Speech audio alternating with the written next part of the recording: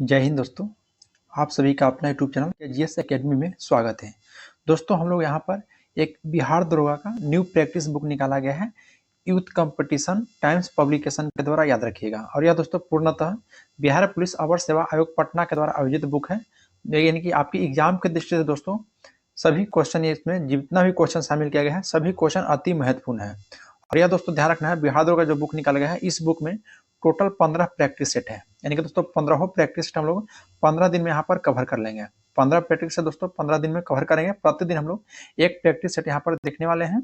तो चलिए दोस्तों हम लोग स्टार्ट करते हैं। अगर आप हमारा यूट्यूब चैनल पर पहली बार आए हैं तो चैनल को सब्सक्राइब कर लीजिए और बेल आइकन को प्रेस कर लीजिए कि कोई भी नोटिफिकेशन होगा वह सबसे पहले आपके पास पहुंच जाएगा।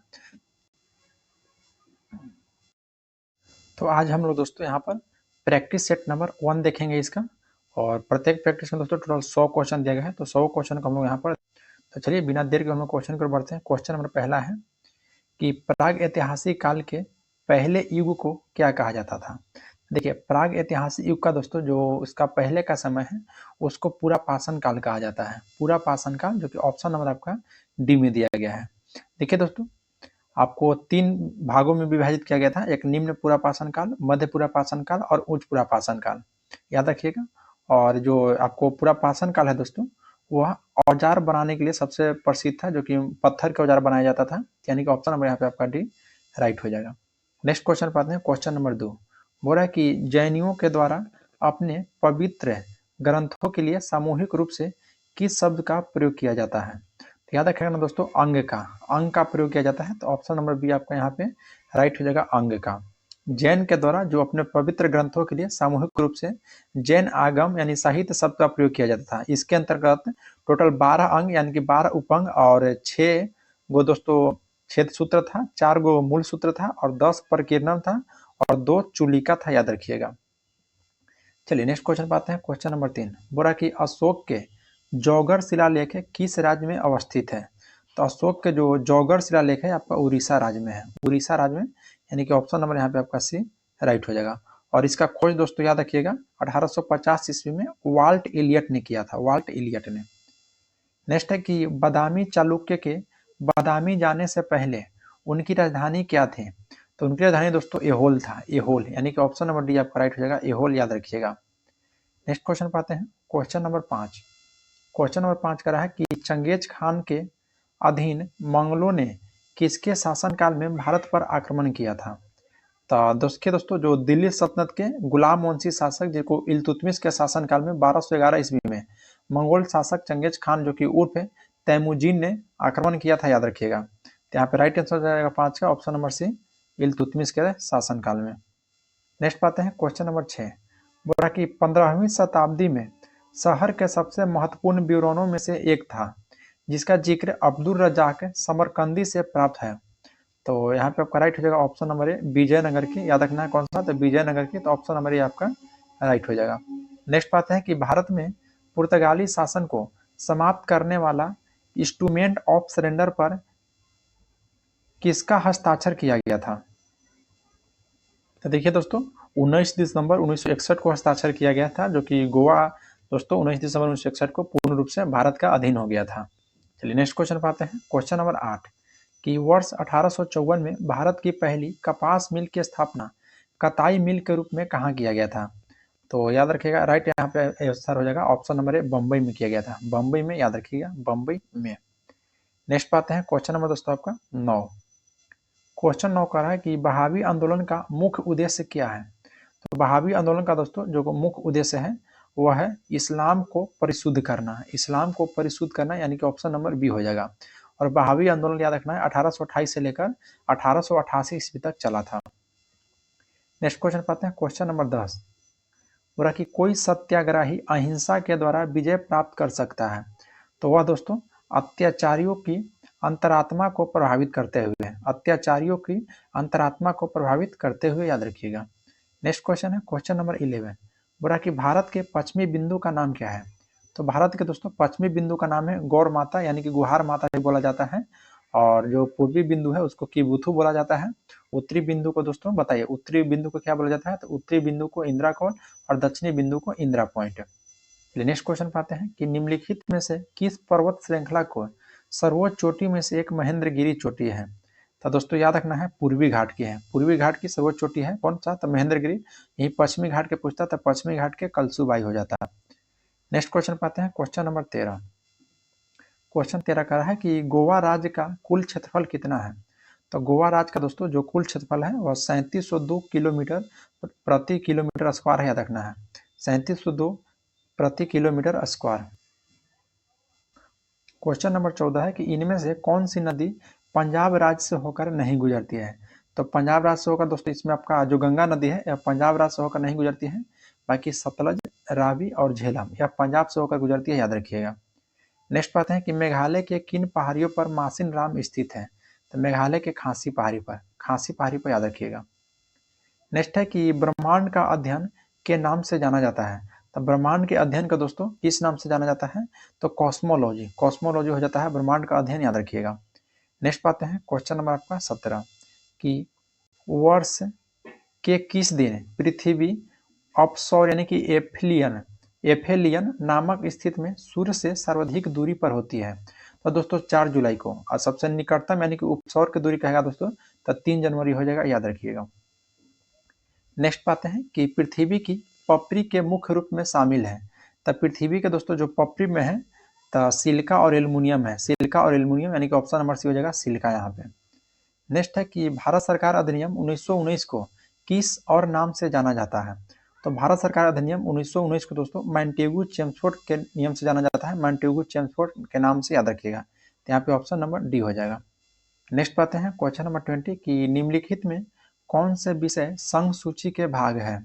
तो संघ सूची के भाग यहाँ पे दोस्तों बैंकिंग हो जाएगा संघ सूची के, बाकी कृषि पुलिस आपका राज्य सूची के अंतर्गत आता है। नेक्स्ट पाते हैं क्वेश्चन नंबर 21 कर रहा है कि किस अनुच्छेद के तहत भारत के प्रत्येक नागरिक को स्वास्थ्य का अधिकार दिया गया है। क्या दोस्तों अनुच्छेद 21 के तहत, याद रखिएगा। ऑप्शन नंबर डी में दिया गया है अनुच्छेद 21 के तहत। नेक्स्ट पाते हैं क्वेश्चन नंबर 22 है कि भारतीय संविधान का कौन सा अनुच्छेद यह कहता है कि भारत के प्रत्येक नागरिक का कर्तव्य है कि वह वैज्ञानिक स्वभाव, मानवतावाद और जांच और सुधार की भावना विकसित करें। क्या दोस्तों मौलिक कर्तव्य में इसकी चर्चा की गई है, तो मौलिक कर्तव्य यहाँ पे आपका नहीं दिया गया है, लेकिन 51 के में मौलिक कर्तव्य है, 51 के ए में, यानी कि ऑप्शन नंबर यहाँ पे सी आपका राइट हो जाएगा। नेक्स्ट क्वेश्चन है क्वेश्चन नंबर दोस्तों 23 बोला कि निम्नलिखित में कौन भारत के राष्ट्रपति के चुनाव में भाग लेता है। तो देखिए भारत के राष्ट्रपति के चुनाव में संसद और राज्य की विधानसभाओं के दोनों सदनों के निर्वाचित सदस्य भाग लेते हैं, यानी कि ऑप्शन नंबर ये आपका राइट हो जाएगा। नेक्स्ट क्वेश्चन है क्वेश्चन नंबर यहाँ पे आपका 24 है कि राज्यसभा अध्यक्ष के रूप में निम्नलिखित में से किसका उल्लेख किया जाता है। तो राज्यसभा अध्यक्ष के रूप में दोस्तों जो उपराष्ट्रपति रहते हैं या पदन सभा के अध्यक्ष होते हैं, यानी कि 24 के ऑप्शन नंबर सी आपका राइट हो जाएगा। नेक्स्ट क्वेश्चन पाते हैं क्वेश्चन नंबर 25 बोल रहा है कि निम्नलिखित में लोकसभा की शक्ति कौन सी है। तो लोकसभा की जो शक्ति है कि संविधान में संशोधन करती है, याद रखना है। संविधान में दोस्तों संशोधन की प्रक्रिया अनुच्छेद 368 में है और भाग कहेगा तो भाग 20 में, याद रखिएगा। इस करा कि निम्नलिखित में से कौन द्विसदनात्मक विधायिका वाला प्रांत नहीं है। तो आपका जम्मू कश्मीर हो जाएगा, जो कि नहीं है। बाकी बिहार में है, कर्नाटक भी है और गुजरात भी है, यानी कि 26 का दोस्तों यहाँ पे एक दोस्तों देखिए यहाँ पे होना चाहिए आंसर, देखिएगा। तो यहाँ पे देखिए तो गुजरात में भी नहीं है, तो यहाँ पे यानी कि 2 आंसर होना चाहिए, सी और डी दोनों हो जाएगा, सी और डी दोनों यहाँ पे हो जाएगा। चलिए नेक्स्ट क्वेश्चन पाते हैं क्वेश्चन नंबर आपका 27। क्वेश्चन 27 कर रहा है कि निम्न में कौन से राज्य 1987 में भारतीय संघ के 23वां, 24वां और 25वां राज्य के रूप में अस्तित्व में आया है। तो कौन सा राज्य हो जाएगा बताइए। तो देखिए दोस्तों यहाँ पे राइट आंसर हो जाएगा ऑप्शन नंबर आपका बी कि मिजोरम, अरुणाचल प्रदेश और गोवा। मिजोरम दोस्तों आपका 23वां राज्य बना है, 24वां अरुणाचल प्रदेश और 25वां गोवा, और ये तीनों 1987 में। नेक्स्ट क्वेश्चन पाते हैं क्वेश्चन नंबर 28 बोला कि किस प्रकार के शासन में शासकों का चुनाव लोग करते हैं। तो शासकों का चुनाव लोग दोस्तों लोकतंत्र में करते हैं, लोकतंत्र में यानी कि डेमोक्रेटिक में, याद रखिएगा डेमोक्रेसी होता है। नेक्स्ट पाते हैं कि केंद्र राज्य संबंध से संबंधित मुद्दों को जांच के लिए केंद्र सरकार ने किस आयोग की नियुक्ति की है। तो केंद्र सरकार के द्वारा दोस्तों सरकारीय आयोग की नियुक्ति की गई है, सरकारीय आयोग की। क्वेश्चन नंबर 30 कह रहा है कि 6 से 14 साल के बच्चों को शिक्षा का मौलिक अधिकार प्रदान करने वाला मुफ्त और अनिवार्य शिक्षा का अधिकार अधिनियम को किस वर्ष स्वीकृति मिला था। तो अधिनियम कहेगा दोस्तों तो 2009 में याद रखिएगा, अधिनियम कब, 2009 में, यानी कि 30 का ऑप्शन नंबर यहाँ पे सी आपका राइट हो जाएगा। नेक्स्ट क्वेश्चन पाते हैं, क्वेश्चन नंबर 31 क्वेश्चन कर रहा है कि भारतीय राजनीतिक पार्टी यानी कि CPIM का पूरा नाम क्या है। तो CPI का पूरा नाम है कम्युनिस्ट पार्टी ऑफ इंडिया मार्क्सवादी, यानी कि ऑप्शन देखिए, ऑप्शन नंबर यहाँ पे आपका डी में दिया गया है, कम्युनिटी पार्टी ऑफ इंडिया मार्क्सवादी। नेक्स्ट क्वेश्चन है क्वेश्चन नंबर 32 कि निम्नलिखित में से चीन का राष्ट्रीय पक्षी कौन सा है। तो चीन का राष्ट्रीय पक्षी दोस्तों red crown crane, red crown crane दोस्तों किन है, ऑप्शन नंबर बी में है, यानी कि लाल मुकुट वाली क्रेन है, यह चीन का राष्ट्रीय पक्षी, याद रखिएगा। यहाँ पे फिर दोस्तों और कुछ पक्षी का नाम बताते हैं जो कि याद रखना है देश का। ऑस्ट्रेलिया का पूछेगा राष्ट्रीय पक्षी तो एमू हो जाएगा, ऑस्ट्रेलिया का क्या हो जाएगा, तो ऑस्ट्रेलिया का एमू। और फिर यहाँ पर दोस्तों आपको याद रखने वाला बता देते हैं, ऑस्ट्रेलिया का एमू हो जाएगा। फिर यहाँ पर देखिए रोबिन दिया गया है और तोता दिया गया है, तो इनमें से बताइए किन्हीं को जानकारी है कि रोबिन और तोता किन देश की है। और याद रखना है जापान के पूछेगा तो जापान का राष्ट्रीय पक्षी है ग्रीन पीसेंट, न्यूजीलैंड के कीवी है, भारत का दोस्तों भारतीय मोर है, और कनाडा का ग्रे जे है, ग्रे जे। चलिए नेक्स्ट क्वेश्चन पाते हैं, क्वेश्चन नंबर दोस्तों 33 बोला कि एडविन लुटियंस और हर्बर्ट बेकर दो आर्किटेक्ट हैं जिन्हें किस शहर का डिजाइन तैयार करने के लिए श्रेय दिया जाता है। तो दोस्तों यहाँ पे राइट आंसर हो जाएगा 33 का ऑप्शन नंबर डी, दिल्ली का दोस्तों याद रखिएगा। नेक्स्ट क्वेश्चन पाते हैं, क्वेश्चन नंबर 34 कि पाकिस्तान के खिलाफ कारगिल युद्ध किस वर्ष शुरू हुआ था। तो कारगिल युद्ध 1999 में कारगिल युद्ध शुरू हुआ, याद रखिएगा, भारत और पाकिस्तान के बीच हुआ था। नेक्स्ट है कि निम्न में कौन सी कथन राजगोपालाचारी के बारे में सत्य नहीं है। कहते हैं दोस्तों कि वह कांग्रेस के वरिष्ठ नेता थे, बिल्कुल सही बात है। नेक्स्ट है कि वह पद्मश्री पुरस्कार पाने वाले व्यक्ति, नहीं पद्मश्री नहीं दोस्तों, बल्कि उनको भारत रत्न दिया गया है, जो कि भारत रत्न पाने वाले दूसरे व्यक्ति थे, याद रखिएगा। ये आपका ऑप्शन बी गलत हो जाएगा। बाकी याद है कि वह स्वतंत्र पार्टी के संस्थापक थे, बिल्कुल सही है। और वह भारत के गवर्नर जनरल बनने वाले पहले भारतीय थे, ये भी कथन आपका सही है। नेक्स्ट क्वेश्चन पाते हैं, क्वेश्चन नंबर 36 कि अपनी स्वतंत्रता के पहले बांग्लादेश किसका हिस्सा था। तो स्वतंत्रता से दोस्तों जो पहले जो बांग्लादेश हिस्सा था वो दोस्तों पाकिस्तान का था, याद रखिएगा। किसका था, तो पाकिस्तान का, यानी कि ऑप्शन नंबर सी आपका राइट हो जाएगा। नेक्स्ट पाते हैं क्वेश्चन नंबर 37 कि खुला बाजार कार्यवाही से क्या तात्पर्य है। तो खुला बाजार कार्यवाही से तात्पर्य है कि भारतीय रिजर्व बैंक के द्वारा सरकारी प्रतिभूतियों की खरीद और बिक्री, सरकारी प्रतिभूतियों की खरीद और बिक्री हो जाएगा। नेक्स्ट पाते हैं क्वेश्चन नंबर 38 है कि जनगणना 2011 के अनुसार केरल के बाद है किस राज्य की साक्षरता दर अधिकतम है। तो बताइए दोस्तों किस राज्य की साक्षरता दर अधिकतम है। तो देखिए 2011 के जनगणना के अनुसार दोस्तों देश की साक्षरता दर में वृद्धि हुई थी, जिसमें भारत में कुल साक्षरता दर आपका 74.4% था और पुरुष की साक्षरता दर 82.14% था, याद रखिएगा। तो यहाँ पर दोस्तों मैंने केरल के बाद मिजोरम की थी, याद रखिएगा। केरल के बाद किसका था, तो मिजोरम का था, जिसको 91.58% था, और केरल का था 93.91। नेक्स्ट है कि भारत में राष्ट्रीय खाद्य सुरक्षा अधिनियम निम्न में से किस वर्ष अधिनियम में पारित हुआ था। तो दोस्तों 2013 में पारित हुआ है, याद रखना 2013 में। नेक्स्ट क्वेश्चन पाते हैं, क्वेश्चन नंबर आपका 40। क्वेश्चन 40 का रहा है कि भारत में प्रथम पंचवर्षीय योजना का प्रारंभ किस वर्ष हुआ था। तो भारत में दोस्तों प्रथम पंचवर्षीय योजना की शुरुआत वर्ष 1951 में हुआ है, वर्ष 1951 में। क्वेश्चन है क्वेश्चन नंबर दोस्तों यहाँ पे 41 है कि बीमारू में एम किस राज्य को दर्शाता है।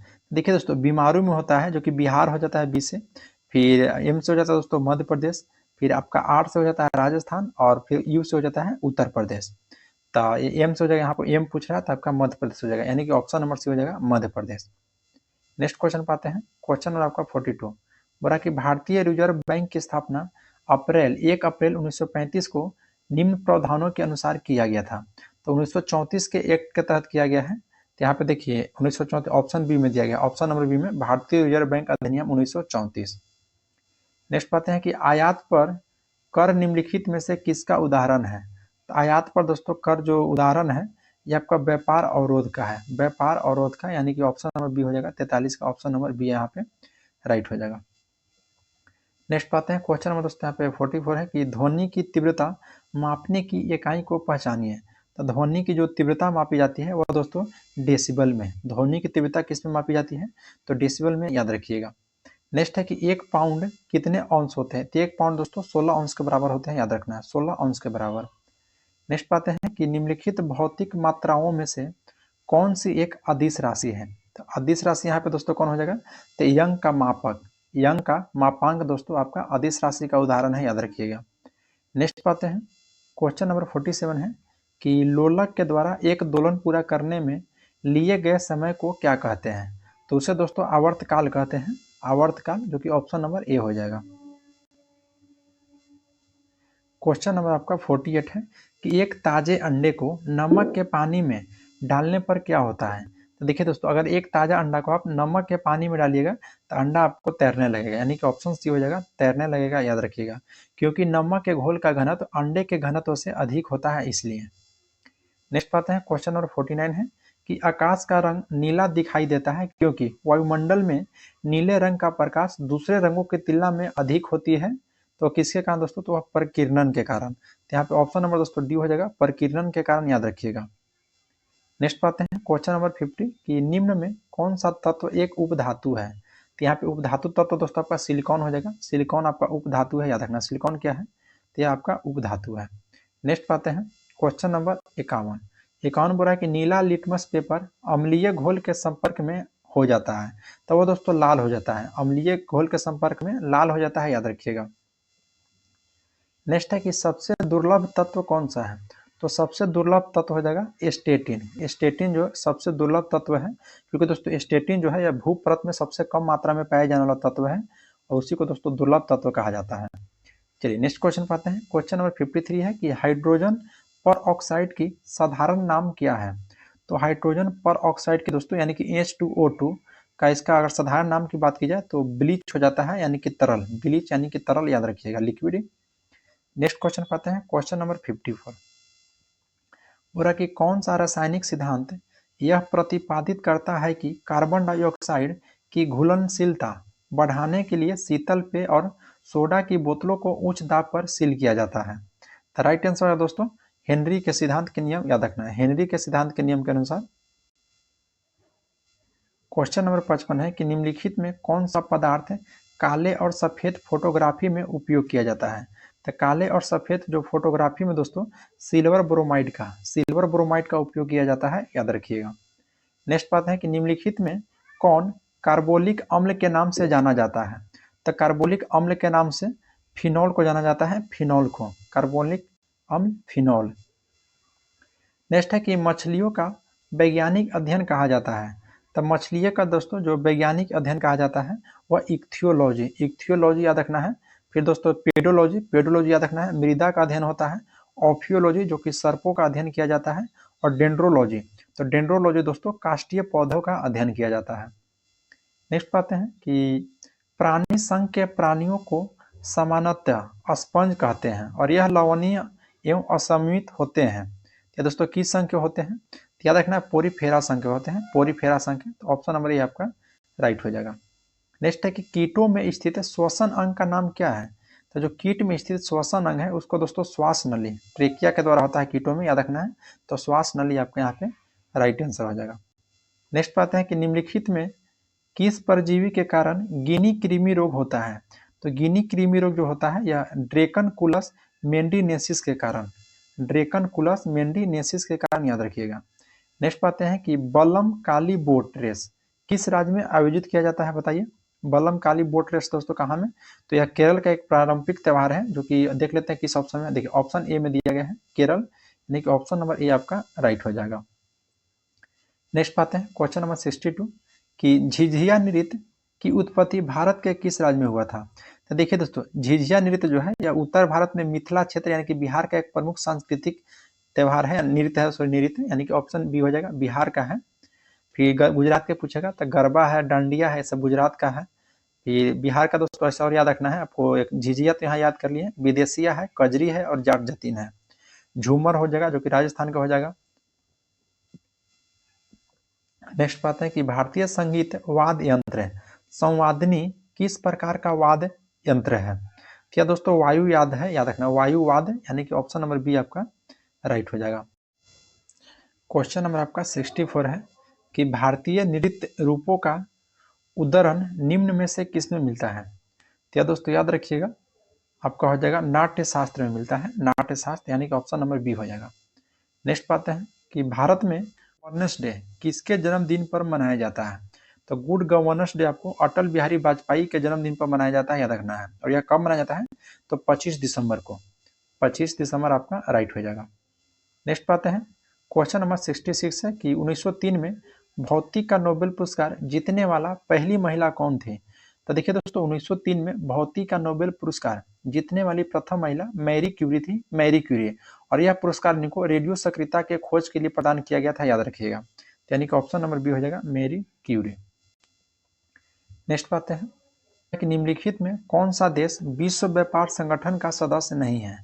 तो देखिए दोस्तों, यहाँ पे जो ईरान है आपका विश्व व्यापार संगठन का सदस्य नहीं है, याद रखना है।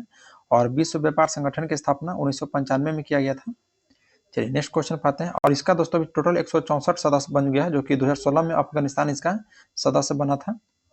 नेक्स्ट क्वेश्चन पाते हैं, क्वेश्चन नंबर 68 हो रहा है कि एबीएम का पूर्ण रूप क्या है। तो एबीएम का पूर्ण रूप है दोस्तों anti ballistic missile, anti ballistic missile, याद रखिएगा। नेक्स्ट है कि शुष्क वन अनुसंधान संस्थान कहाँ में अवस्थित है। तो यह आपका जोधपुर में हो जाएगा। जोधपुर में शुष्क वन अनुसंधान संस्थान, जो कि राजस्थान के जोधपुर जिला में है। नेक्स्ट है कि गोल्डन सिटी के नाम से भी जाना जाता है। तो गोल्डन सिटी के नाम से जैसलमेर को जाना जाता है, जैसलमेर को, जो कि ऑप्शन नंबर डी में दिया गया है, जैसलमेर को, याद रखिएगा। नेक्स्ट है क्वेश्चन नंबर 71 कि महात्मा गांधी का निधन कब हुआ था। तो देखिए, इनका जन्म तो हुआ था 2 अक्टूबर 1869 को, लेकिन निधन हुआ था 30 जनवरी 1948 को। 30 जनवरी 1948 यहाँ पे आपका राइट आंसर हो जाएगा। नेक्स्ट है क्वेश्चन नंबर 72 है कि बचपन बचाओ आंदोलन के संस्थापक कौन है। तो बचपन बचाओ आंदोलन के संस्थापक दोस्तों कैलाश सत्यार्थी हो जाएंगे, कैलाश सत्यार्थी, याद रखिएगा। नेक्स्ट है क्वेश्चन नंबर आपका 73 है कि गीत सेठी किस खेल से जुड़ा हुआ है। तो गीत सेठी आपको बिलियर्ड से संबंधित है, बिलियर्ड से, जो कि ऑप्शन नंबर ए में दिया गया है। नेक्स्ट है कि निम्न में से किसे पादप जगत के उभयचर के नाम से जाना जाता है। को याद रखना है कि पादप जगत के जो उभयचर के रूप में जाना जाता है वह दोस्तों ब्रायोफाइटा को, ब्रायोफाइटा को, यानी कि ऑप्शन नंबर यहाँ पे आपका डी राइट हो जाएगा। नेक्स्ट क्वेश्चन पाते हैं, क्वेश्चन नंबर 75 बोल रहा है कि कंट्रोल यूनिट को कंप्यूटर का कहा जाता है। तो कंट्रोल यूनिट को जो कहा जाता है कंप्यूटर का स्नायु केंद्र अथवा मस्तिष्क, स्नायु केंद्र अथवा मस्तिष्क, याद रखिएगा। नेक्स्ट पाते हैं क्वेश्चन नंबर 76 है कि कंप्यूटर शब्दवाली में निबल को कहा जाता है। देखिए, निबल जो है शब्द दोस्तों कंप्यूटर शब्द में, इसको 4 बाइट यानी कि आधा बाइट कहा जाता है। तो आधा बाइट देखिए ऑप्शन नंबर सी में दिया गया है, आधा बाइट आपका राइट हो जाएगा। नेक्स्ट है कि निम्नलिखित में कौन सा एक बाइनरी संख्या है। तो बाइनरी संख्या यहाँ पर दोस्तों निम्नलिखित में से कौन सा है। देखिए, बाइनरी संख्या यहाँ पे ऑप्शन ए हो जाएगा, ऑप्शन नंबर यहाँ पे ए हो जाएगा। देखिए, जो बाइनरी संख्या पत्ती होता है दोस्तों, या द्विआधारी संख्या पत्ती भी कहते हैं। और 2 अंक 0 एवं 1 को बाइनरी संख्या या संक्षेप में बिट भी इसको कहा जाता है। तो 0 और 1 का शब्द का केवल इसमें प्रयोग होता है। तो यहाँ पे ऑप्शन नंबर ए आपका राइट हो जाएगा। नेक्स्ट है कि संसाधन उपलब्ध कराते हैं जो जुड़े रहते हैं। तो संसाधन जो उपलब्ध कराते हैं वह दोस्तों नेटवर्क से जुड़े रहते हैं, याद रखिएगा। नेक्स्ट पाते हैं कि इकोलॉजी शब्द की रचना किसने किया था। तो इकोलॉजी दोस्तों शब्द की रचना जो किया गया था वह अर्नेस्ट हेकल के द्वारा, अर्नेस्ट हेकल के द्वारा, जो कि प्राणी विज्ञान शास्त्री थे। 1869 ईस्वी में इकोलॉजी शब्द दिए थे, याद रखिएगा, 1869 में, यानी कि ऑप्शन नंबर ए हो जाएगा अर्नेस्ट हेकल। नेक्स्ट पाते हैं कि ग्रेट बैरियर रीफ है। तो बताइए दोस्तों ग्रेट बैरियर रीफ कहाँ पे है। तो प्रशांत महासागर, बिल्कुल दोस्त सही है दोस्तों, प्रशांत महासागर में ग्रेट बैरियर रीफ है। नेक्स्ट पाते हैं और दोस्तों 79 है 81 कि भारत के G20 अध्यक्षता के तहत सस्टेनेबल फाइनेंशियल वर्किंग ग्रुप को पहली बैठक 2 जनवरी 2023 को कहाँ में हुआ था। तो यह दोस्तों आपको गुवाहाटी में हुआ था, याद रखना। कहाँ में, तो असम के गुवाहाटी में हुआ था। ऑप्शन नंबर यहाँ पे डी आपका राइट हो जाएगा। देखिए दोस्तों, जो अभी बुक निकाला गया है आपको 2023 से करंट अफेयर स्टार्ट है, यहाँ से 2023 से लेकर 2024 तक को दोस्तों टोटल करंट अफेयर में शामिल किया गया है, और उसी बेस पर आपको यह बुक निकाला गया है। चलिए नेक्स्ट क्वेश्चन पाते हैं कि विश्व आंध्र भूमि दिवस 2 फरवरी की 2023 की थीम क्या थी। जो 2 फरवरी यानी 2023 के दोस्तों विश्व आंध्र भूमि दिवस की जो थीम थी वह थीम का नाम था, याद रखिएगा, कि for wetlands restoration, for wetlands restoration, याद रखना, यानी पूरा था it's time for wetlands restoration. देखिए दोस्तों, फरवरी में बोले, जनवरी से स्टार्ट किया गया, फरवरी का ये आपका था। चलिए नेक्स्ट क्वेश्चन पाते हैं कि फीचर लॉन्च करने वाला पहला भुगतान बैंक कौन बन गया है। तो फीचर लॉन्च करने वाला दोस्तों पहला भुगतान जो बैंक बना है वह Paytm payments bank. Paytm payments bank यहाँ आपका राइट हो जाएगा, यानी कि ऑप्शन नंबर ए। चलिए नेक्स्ट क्वेश्चन पाते हैं। क्वेश्चन नंबर दोस्तों 7 फरवरी 2023 को ड्रोन के लिए भारत का पहला ट्रैफिक मैनेजमेंट सिस्टम किसने लॉन्च किया है। तो यह दोस्तों याद रखना है स्काई एयर के द्वारा लॉन्च किया गया है। नेक्स्ट पाते हैं कि फरवरी 2023 में राज्य सरकार ने वन फैमिली वन आईडी के निर्माण के लिए पोर्टल लॉन्च किया गया है। तो वन फैमिली वन आईडी जो लॉन्च किया गया है दोस्तों वह यूपी में वन फैमिली वन आईडी याद रखिएगा। चलिए नेक्स्ट क्वेश्चन पाते हैं। ये शिक्षा है कि फरवरी 2023 में केंद्रीय शिक्षा मंत्री ने बच्चों के लिए उनके मूलभूत वर्ष में शिक्षण और अध्यापन सामग्री का शुभारंभ किसके नाम से किया गया है। तो दोस्तों याद रखना है जादुई पिटारा के नाम से, जो कि ऑप्शन नंबर ए हो जाएगा। नेक्स्ट पाते हैं कि मिष्टी, फरवरी 2023 में घोषित मिष्टी योजना किससे संबंधित है। तो मिष्टी योजना दोस्तों बताइए किससे है। तो मैंग्रोव से है, मैंग्रोव, यानी कि ऑप्शन नंबर ए आपका राइट हो जाएगा दोस्तों। देखिए मिष्टी का दोस्तों अगर पूरा पूर्ण नाम आपसे पूछेगा तो mangrove initiative for shoreline habitats and tangible incomes हो जाएगा, याद रखिएगा। नेक्स्ट बात है क्वेश्चन नंबर 88 है कि पीएम प्रणाम योजना की घोषणा फरवरी 2023 में की गई, इसका उद्देश्य क्या था।